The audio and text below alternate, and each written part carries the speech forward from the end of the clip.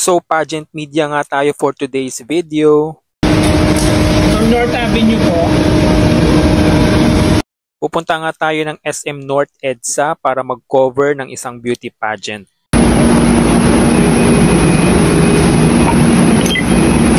Siyempre mag-MRT tayo para mabilis ang biyahe. At nakarating na tayo sa huling estasyon ng MRT, ang North Avenue. Nandito ka sa SM North EDSA. Bali yung venue ng Hiyas ng Pilipinas sa SM North EDSA Sky Dome. Sa second floor daw. Maaga pa naman, 6:30 mag-i-start yung pageant. Medyo maaga pa, nasa 3:30 pa lang. So may time pa ako. Dahil nga mahaba pa ang oras ko ay nag-ikot-ikot muna ako dito sa loob ng SM North EDSA.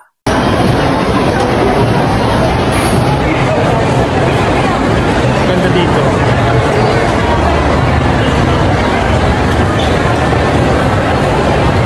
Ikot-ikot muna ako. Meron na nga din ditong giant Christmas tree na bagong kakatayo lamang. Pati iba't ibang Christmas decoration. Feel na feel mo na nga talaga ang diwa ng Pasko dito sa loob ng SM North EDSA. So lumabas ako ng SM North EDSA, merong bridge. Dito na yung Sky Dome. Punta doon. So nandito na nga ako sa Sky Garden ng SM North EDSA. At papunta na sa Sky Dome. So dito yung Sky Dome. So para siya Coliseum siguro. So ito na yung Sky Dome, guys. So dito gaganapin yung coronation ng Hiyas ng Pilipinas.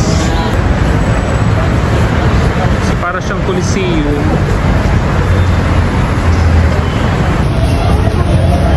Hiyas ng Pilipinas 2024 Coronation Night.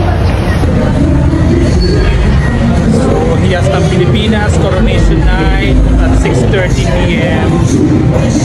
See you in a bit.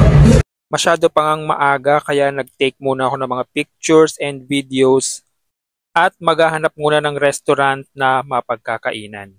So kumain nga muna ako dito sa Kenny Rogers Roasters bago manood ng Hiyas ng Pilipinas 2024 Coronation Night dahil siguradong gugutumin ako neto.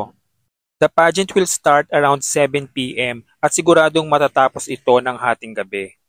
Pagkatapos kong kumain ay bumalik na ako sa venue kung saan gaganapin ang Coronation Night.